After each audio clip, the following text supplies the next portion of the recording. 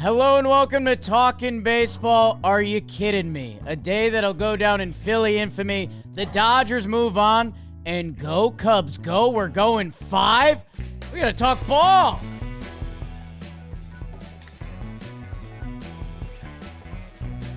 Caleb Tealbar. Ian Happ in the bushes, baby. Oh! Hello and welcome to Talkin' Baseball. Presented by SeatGeek. Use code JMPlayoffs for 10% off your playoff tickets.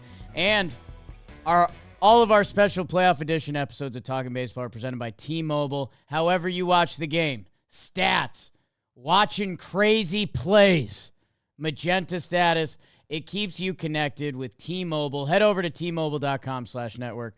I am Jake Storielli. That is Trevor Plouffe. Rob Sirocco's producing. Dalton's loading the stats and info. Trev, an all-timer. However you split it. How are you, my friend? I'm doing very good. I still have a pit in my stomach from the Dodgers game. I truly do. And maybe that's the human being in me that I need to get rid of for this episode because we need to get down to the straight ball talk. I even went as far as to put my vacation hat on. I look good in it. Yeah. Things are good over here, Jake. Oh, that's everyone's laughing. Everyone's got their jokes. A lot of teams in Cancun. One more going there today in the Phillies in a grand fashion. I don't think we could ever forget about if we wanted to. Do you think? And I don't know this. They don't head back to Philly tonight. It's too late. I think they do, right? You just Yeah, get on the worst plane ride ever. I guess they were scheduled to go back to Philly, so maybe they will be leaving. Oh my gosh. Ooh. It's a weird flight, huh? It's either a sad flight or it is a fucking mess and it is a party flight. It's probably somewhere in between.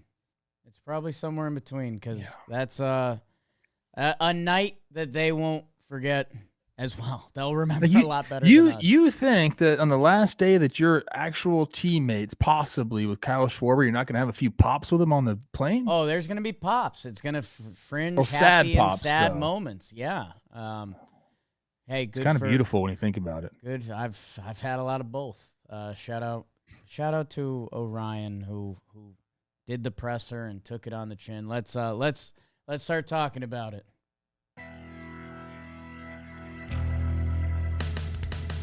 In case of emergency, break glass now as Tyler tries to send the Dodgers to the NLCS while Christopher Sanchez would hope to make it sunny in Philadelphia for one more game of baseball. And the big men on the bump delivered. Glass now 6 shut. Sanchez 6 shut. Top 7, Big Dick Nick. Castellanos RBI double. It's 1-0 Phils. Bottom 7, no call on Alex. They load the bases intentionally with Ohtani, only for Duran to unintentionally walk Mookie. Tied game. Buenos Cantos. We're going into the bottom of the 11th. Bases loaded. Andy Pages. Oh, Ryan. A play that'll be remembered in Philly lore for all the wrong reasons. The confused comebacker. Phillies fans will try to forget while LA will celebrate. The Dodgers advance to the NLCS after winning 2-1 in 11. I thought you were going to go, Ryan, but you had a different one, so I'm happy for that. I just hit it with the Ryan. Yeah, that's all it needed, Coach. Standings in this one, Dodgers 3-1. End of those standings, Phillies 1-3. End of the season for them. Coach, one of the first things I have highlighted on my notes, which is going to turn ironic here quickly when we get to the end of the game, is after the bottom of the second. I said, great defensive inning for the Phillies. Bottom third, Stott, another nice play up the middle on the Kike ground ball. They were playing lights out. They were doing everything right, except for hitting. But I think you have to give some credit to the two guys on the mound there. But I don't know. Like, we can't just jump right to it, do we? No, I think we should give some love to the pitchers, two studs, two tall boys on the top of their game that they looked really good against these lineups filled with studs, top to bottom. I mean, Sanchez, obviously, his curve or his changeup is so nasty, but it's the same way I talk about Snell. It's just out of the hand looks all the same to him. And I know he gets the extension and all that good stuff, but it's just the arm action is so good on all of his pitches. Even though he's a lefty, coach, and I love me some lefties. I am Jahmai Jones. I am Rob Ref Snyder. This guy, I don't think I'd like to face. There's a lot of cross angle when he needs to be, and then he can throw that changeup when he sees your front hit leaking. He can just get it moving away from right-handers as well. There's depth. He was on and as good as advertised again today. Trev, his location in this generation of, stuff, velo, the more you make it move, deception, release point, he was getting corners, both sides, bottom in the side, top in the side. It was very impressive. And he throws it with such ease because he's got that 7-foot frame that you noted when he was originally listed 6'1", legs for days. In the powder blue with the line on the pants matching the line on the jersey perfectly. It was artwork from him. The only thing that was, Alex Call, who gets put in the lineup because he has good history against him, gets on base a couple times, including what derails the Phillies pitching plan a little bit. And man, I'll tell you, my heart sunk in, we're obviously coming up on a historic play. And the internet is doing a good job because they're talking about, hey, the Phillies could have scored more runs. Harper, Schwarber, Trey, there's a lot of studs on this team that could have done a lot more in this series that this didn't have to be a moment. Man, when I reread it and the tying run was on an RBI walk, God, that's tough. Let's give Castellanos a little bit of credit. Not a ton of hits, but he got some big ones here. The Dodgers, played a little slot baseball there. Realmuto in the top of the 7 leads off with a single. Emmett Sheehan's in. They have a chance for the double play, but Sheehan misses the catch, goes in the dugout. Kepler goes to second, allowing. Well, here, check it out right here. And there's a little hesitation right there from him, and then he just zoos it, man. And unfortunately, that was a little foreshadowing of what was to come later in the game for the pitching position there. But yeah, after this play, the Phillies do a good job taking advantage of that. Nick Castellanos, the double down the left field line, so okay.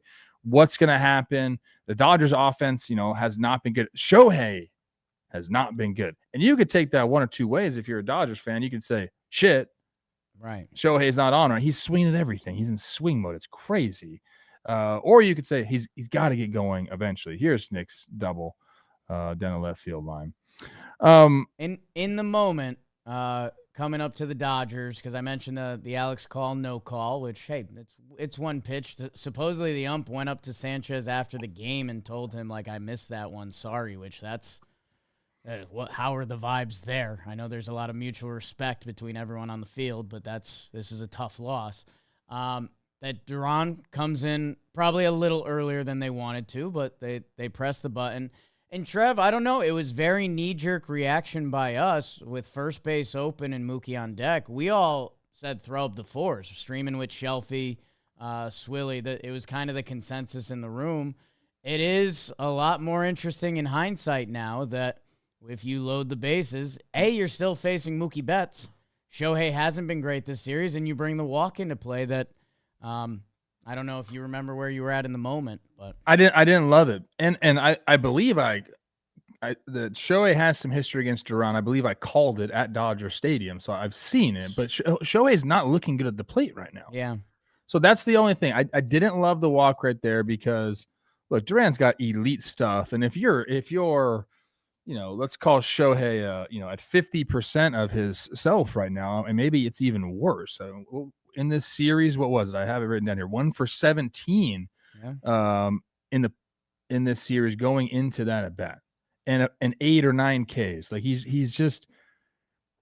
Duran can make you chase. He actually doesn't strike out a ton of people, but when the way Shohei is going right now, I don't want to load the bases. I don't want that walk to come into play. Anyways, he does it, and I think Mookie did such a great job with this at bat. The two splinkers, that's what you're supposed to call them, splitter sinker. The first two pitches, those things are strikes for 57 feet.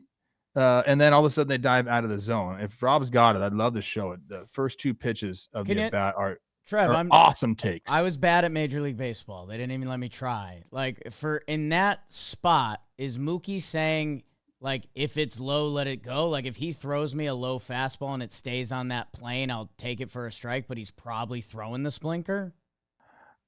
I don't know. I don't know what his that. I don't know what his approach there was. Obviously, you want to get a strike. They've faced each other before, but not very often. But the two first pitches, the splitter's down 2-0. He gets the heater, he swings through it, and then he sees that one over the zone, makes it 3-1. And then he gets one to hit and fouls it off right there. And then this pitch to take that is it's such a good at bat. So, like, I know it's like not exciting for the walk to tie the game, but it was such a good at bat that I feel like, I mean, you give Mookie as much credit for that as you do for getting a knock. Like, it was a very, very good at bat.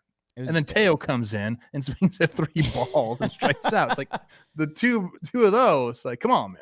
It's a weird sport sometimes. That pitch you said Mookie got to hit, that was 101 under his hands, by the way. But I know what you're saying, but it just shows kind of how sick the sport is at this point. With these two heavyweights, man, and Philly trying to do everything to get back on the bird and have a Game 5 in Philadelphia. Roki Sasaki, man. Oh, my gosh. 3 innings perfect. By the way, a guy that, doesn't have a lot of history coming out of the bullpen. Luzardo deserves the same amount of love. He came in and looked nails. Oh, he was filthy, dude. I thought when Luzardo came in, or first of all, I didn't know what the move was. I was texting one of my Dodgers buddies, and I was like, this seems like game. Top of the lineup up, you get Ohtani, you get Mookie, you get Freddie and Teo. Like, it seems like game. Then I saw Luzardo, and I was like, oh, never mind, Luzardo's in. And he showed up. I mean, it was 3 pitches to K Shohei. Mookie flies out, K's Teo, and it was just like dominant too. Not even close. But I want to go back before I forget. Yeah. We got to give Kike his flowers too. But before they had to bring in Duran, he got the hit off Sanchez to get first and second there. Yeah. Gets a 3-1 changeup, takes a huge hack at it. And on the broadcast, they were talking like Sanchez has got to go back to that pitch. And he did. And Mookie stays on it, man, and gets that base knock. So he's been himself in the postseason. But, yes, we get to extra innings. Sasaki's nasty. Luzardo's nasty. And now, Coach, I think it's time. Yeah, and normally I'm not this there's an S word that I would call myself. I think I got to get a read in before we talk about this because I don't know how lost we're going to get. The play is brought to you by Corona. Go grab a couple. There's probably a couple on the flight right now. And it's the epitome. You know what? I think both teams are sipping on Coronas right now, and that kind of shows the breadth of it. Coronas, they're the beer of baseball. Cerveza, they call it. And whether it's game 1, whether it's spring training, you're drinking a beer on the berm, whether you're on the flight home sad, whether you're on the flight to your next stop happy, Corona is with you the whole way. Put a lime in there. Grow up. Postseason is like you're on the playa when you have Corona, the official cerveza of MLB. Get yours at ordercorona.com. 21 plus, relax responsibly. Corona Extra Beer imported by Crown Import, Chicago, Illinois. Trev, I'll let you lay it out. You've been on the field more than me. I did think it was a little rude that you texted me, why didn't he go to first, LOL? I did not do that. I actually tried to call you and Shelfie during your live stream, and both of you guys big league me, so that wasn't nice. I haven't. My phone doesn't give me notifications when people call. Yeah, sounds. It's like, I've actually never heard that from a girl, but that sounds like something you've heard from girls many times. Okay, so no, it's a horrific feature of my phone. I want that replaced. Go on. Luzardo, who we just talked glowingly about, gets the K to Freddie Freeman. You feel like, hey, things are going good. But then Tommy Edman, who's a playoff stud, base knock with 1 out, He gets pinch run with Hassan Kam, our guy who we haven't seen yet, I don't think, in the postseason. Have I forgot about that? I think this was his first time out there, ready to run. Max Muncy, dog. He gets the double or the single with 2 outs. So now it's first and third. Kike, a nice at bat, gets the walk here. So now it is bases loaded. And you're going so fast, Rob. We got to slow it down because this thing needs to be broke down a little bit here. This is the truth right here. Because it was just 1 out, I believe. No, it was 2 outs. 2 outs. 2 outs, yeah, okay. 2 outs. Kike walks to load the bases. Just like we were talking about with Duran. Like you can't, there's nowhere to put him, right? So all Kerkering is thinking about in this situation is throwing a strike. Or like he's thinking about pitching. Right. First. He is not thinking about fielding the ball at all. Andy He's just not. I know pitchers, man. They do. That is the last thing he was thinking about right there. Obviously, it's a very stressful situation, no matter where you're at on the field. But a pitcher knowing he has to be perfect and he's got to make not only good pitches, but there's no room for error whatsoever. He's not thinking about fielding the ball at all. He blows up Pages, blows them up firewood for days. So it's already a little weird. And you just see him kind of like the feet were weird from the get-go. He zoos it, and then you see JT pointing to first base because he's got plenty of time. Pages is like, I'm out, dude. He's like, I'm out. He wanted to be the hero. At that point, he's like, I'm not the hero. He's probably sulking a little bit, and then Kerkering just panics. And he didn't even have a grip on the ball, and I couldn't tell if that was like maybe he was at the last second thinking about going to first base or not, or it was just pure panic. And similar to what we saw Tommy Edman almost throw one away that Freddie picked him up, like he just had a grip on the ball like he was holding a golf ball. I don't have one here, but it's as soon as that happened, I yelled, and Olivia's like, "What happened?" And she thought I was hurt, and I was hurt for him, man. Like it just, and all those Phillies, you could just see right away just the emotion come out in all those players. Like JT immediately, every single player on there immediately just puts their head down, knowing that they just spent 8 months giving everything they got, understanding that the city of Philadelphia has huge expectations for them. And they probably have even bigger expectations for themselves because they know what kind of team they have. And for it all to end on something like that, it's gut-wrenching, I think, is a proper term for what happened. Yeah, and it doesn't. I was in a borderline state of shock. But you're right. I mean, that's where it's crazy. Like the pitcher in that moment, hey, the other run we gave up was on a walk. So his first pitch, he goes at him with a fastball, and Pages gives one of the worst swings you've seen in the postseason that he goes right back to it. And it works. It comes right back to him, and you just see it moving fast. And it's going to move fast for him forever, to the point that it's going to move slow in his head forever. And, yeah, I mean, hey, Real Muto is going to question himself on that play because he's pointing to first. Like, if he extends like a first baseman instead of a catcher, does that change the play? If he's out past home plate and just screaming one, does Kerkering see he's not home and go with it? Like, everyone starts questioning everything. I know, Trev. I think Real Muto is going to be able to sleep a little easier than Kerkering. But on a play like this, when you're going to watch the replay either a ton of times or never, you can just question all of it. And it's tough, man, because he was in the worst spot you could put a pitcher in. He came into the game bases loaded, season on the line. And he did his first job. And oftentimes you don't have to do your second job. And he did, and it's as brutal as it gets. He did walk Kike, so he kind of did that to himself. And that was another good at bat, another full count. Yes, but with Pages on deck, you couldn't lose to Kike. You could not I lose agree. to Kike. He's trying to make a really good pitch there. Throws a sweeper, 3-2, ends up walking him, puts himself there. But yeah, as far as Real Muto being in a better position, because that's floating around a little bit.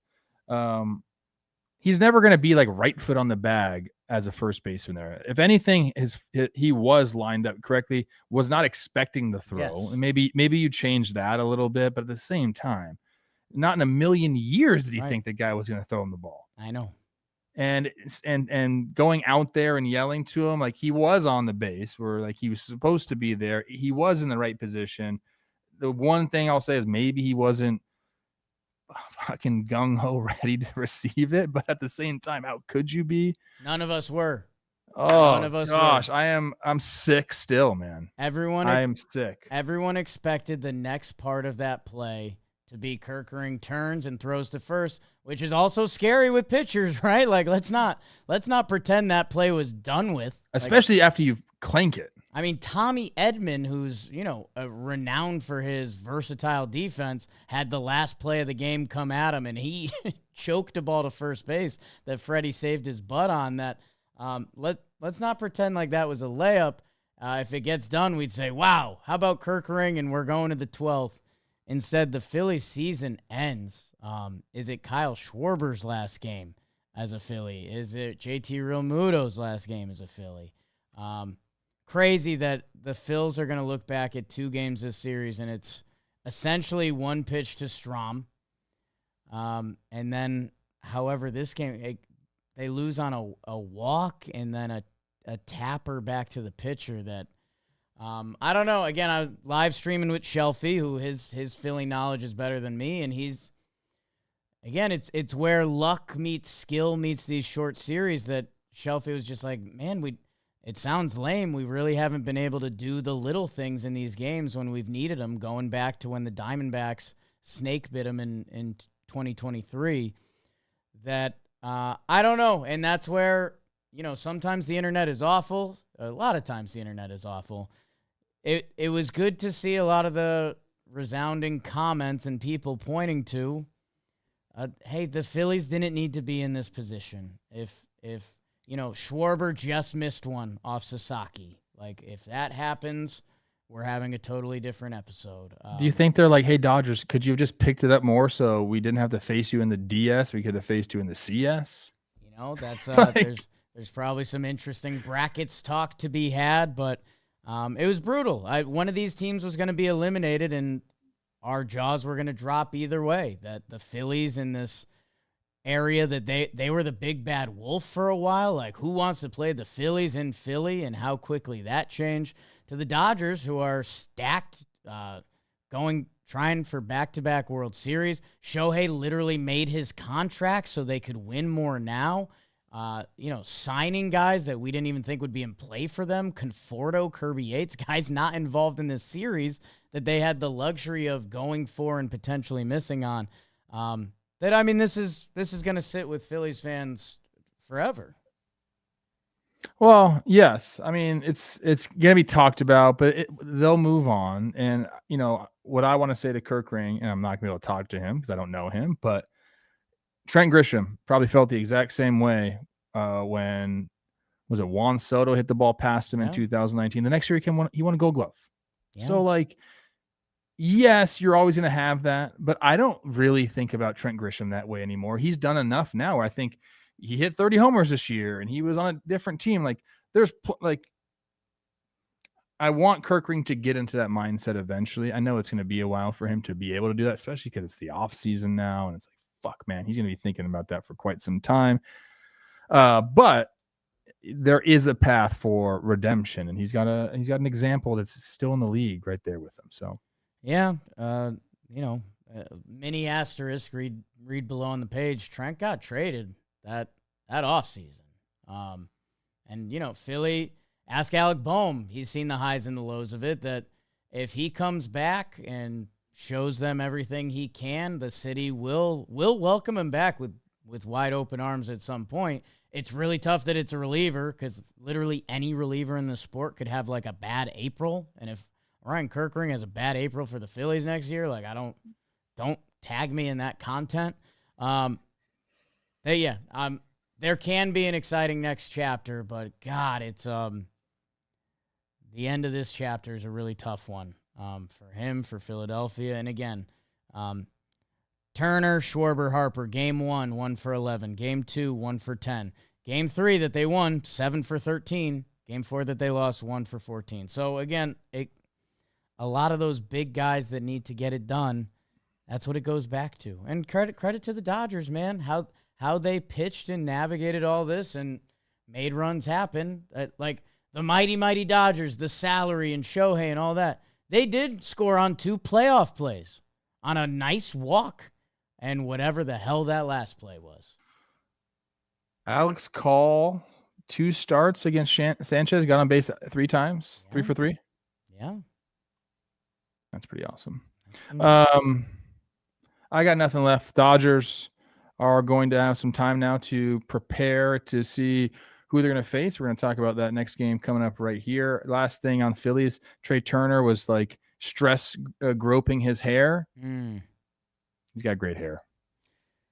Great hair. Yeah, he's got so much hair that the game was getting so panicked that his hair was hitting that, like, you see a guy in a movie scene that it's like, don't get in that guy's way. Interested to see the next steps for Philadelphia. Unfortunately, I don't know if we're talking about them today. But the Dodgers will be going on, and they don't know who they'll be facing yet.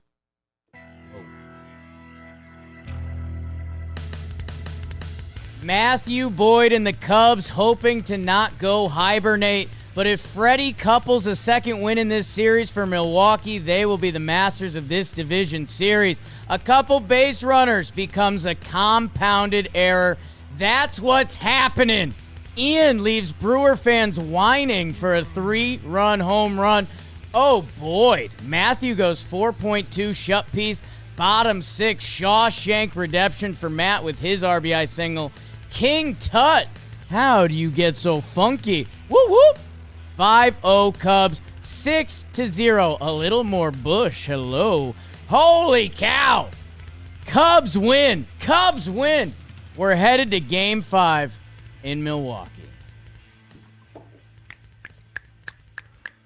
You're aged up right now, Coach. I love it. A little scared of it. Thank gosh I'm 3,000 miles away. Who knows? F, we never know. The standings in this series. 2-2 for both of these teams.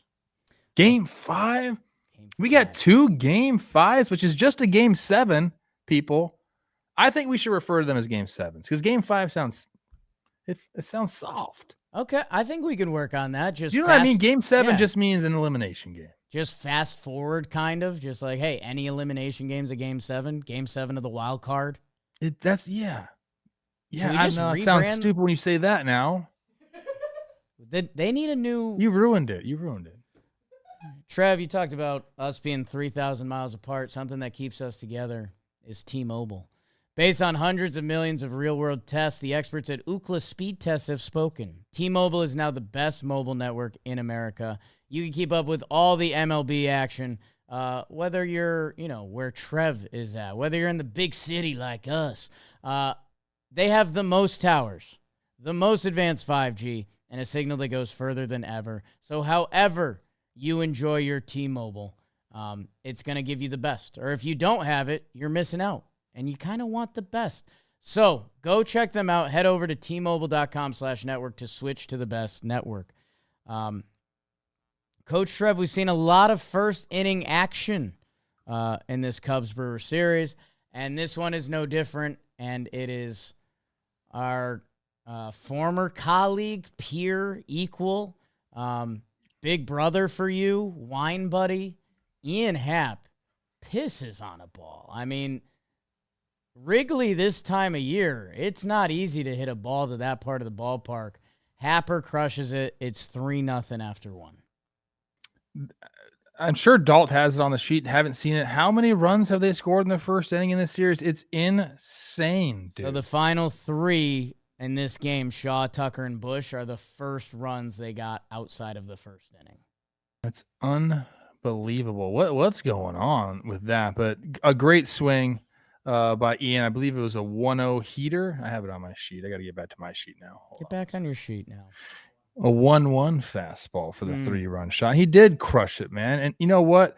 I talked to Chris Rose. He asked me a couple of days, who's got to step it up for the Cubs to get back in this thing? And he said Tucker, which was the obvious answer. But so, Ian Happ's got to get it going too. He's a veteran on that team, a guy who I don't want to say they built the team around him, but he's a cornerstone of that franchise right now, and they need him in big moments. And he steps up right there. And a solo shot is great. A 1-0 lead is great. A 3-run lead is completely different. Those are backbreakers, man. And Ian hits one in the first inning.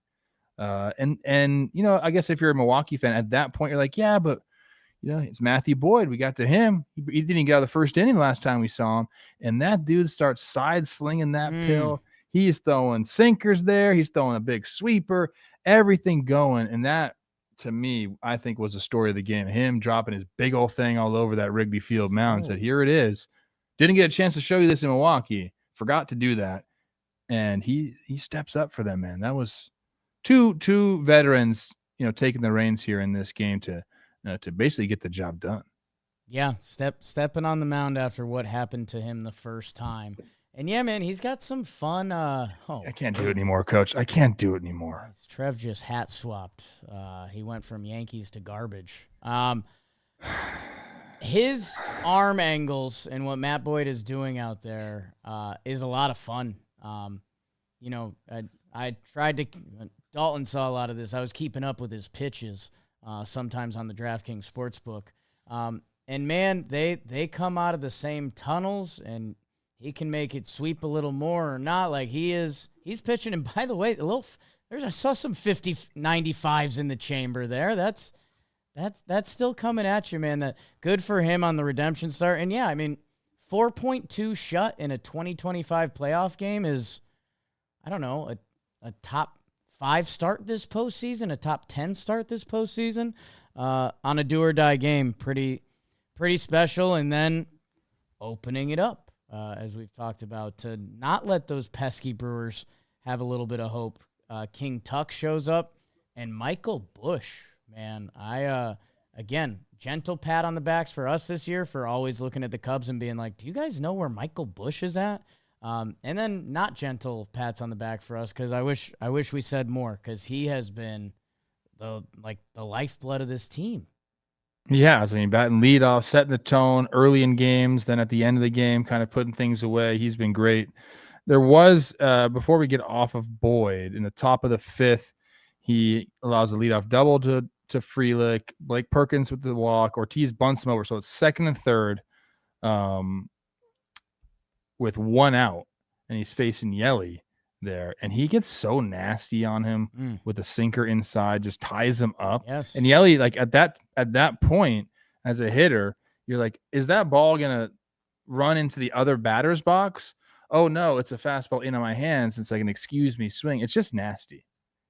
Trev, this was literally this is what I was talking about. He threw a sweeper before that pitch to Yelly that ends up outside.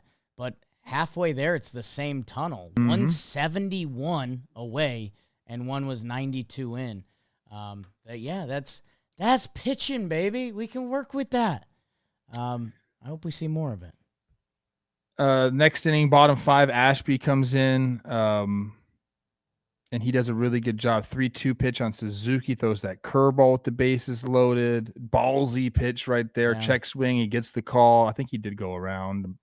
They showed it he did, and then gets Happ to end the inning. So like some really big pitches in the middle of the game that probably don't get talked about because there was no blood. But these guys, stepping in, doing what they're supposed to do right there.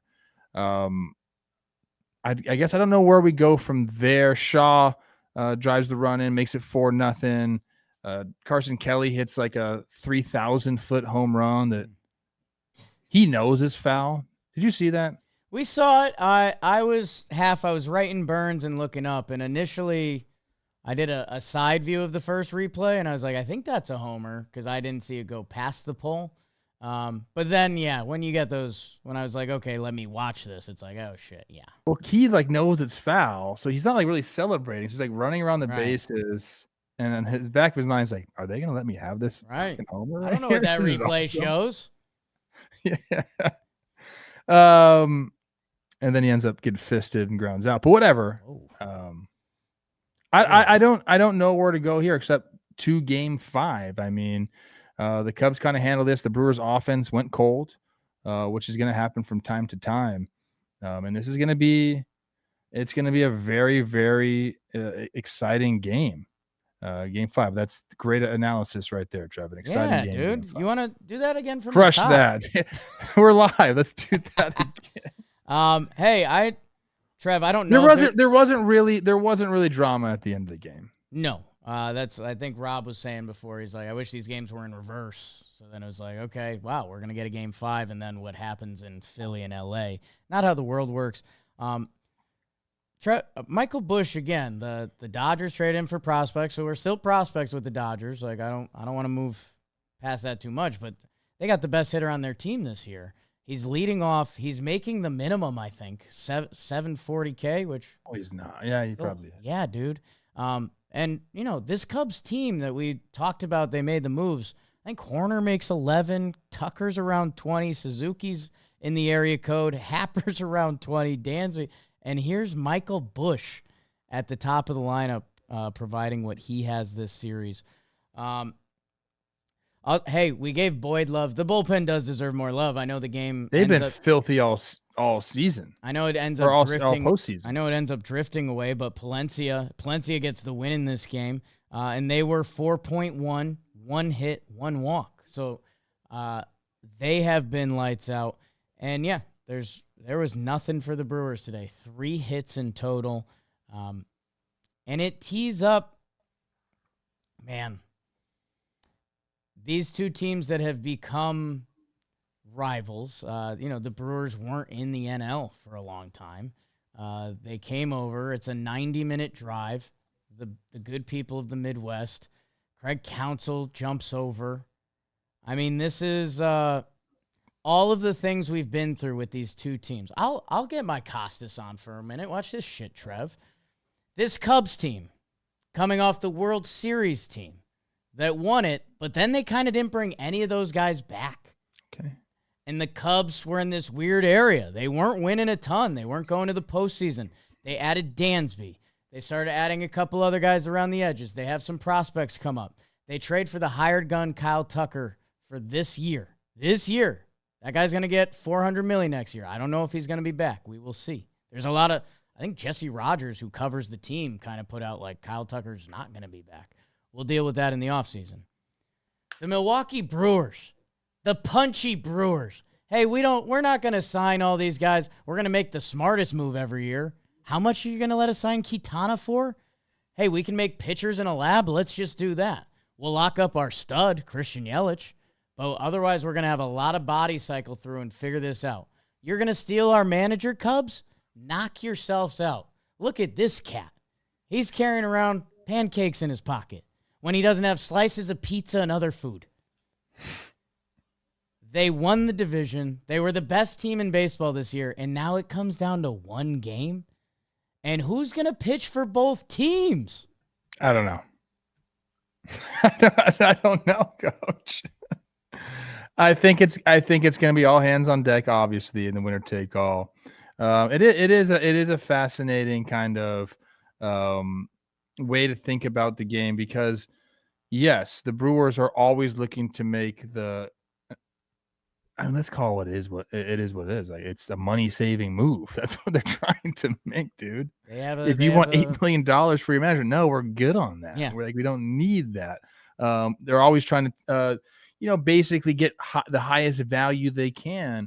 That's why they trade Josh Hader. That's why they trade a Devin Williams. They're not gonna say let's ride these guys to the end. Let's maximize value there. And then the Cubs, who I think for a while we're trying to develop homegrown, and if they've done that a bit, but they're still a big market team that goes out and spends money. So it is two completely different franchises, but they're not too dissimilar in the way that they play the game. So, it's going to be great. Brad Keller coming in and having and is not the closer, but the highest leverage guy right now in the. Well, I guess Palencia might be that too. Yeah, they've got like an old school, new school. Like they got the stopper. Palencia comes in when we got to stop it. Keller, if there's a moment, you're going. I don't know if we have a closer. You're getting the best lane at the end of the game, whether that's in the 8th or the 9th, Keller. Yeah, they have roles which I think are defined now. And when we went into the postseason with the Cubs, I don't think there was any defined roles, but they found them. Trev, maybe you've seen it because Dan Rourke posted sometimes when Spider-Man, Tobey Maguire, is feeling himself and he's walking down the street like he's the coolest guy in the world. Maybe Rob will track it down. Drew Pomeranz out of the game for a couple years. He was pitching downhill with the confidence of 10,000 Spartan men. And just, that's something only the playoffs can provide. Wrigley was going nuts. And his story to be back out there and a part of this hodgepodge bullpen, really fun to see. And yeah, I mean, both teams are going to bullpen this. Like, nobody's going to have more leash that they can blow the game themselves, and it's just going to be fun to track the Mizorowski button. Yeah. Like, when are they going to press that?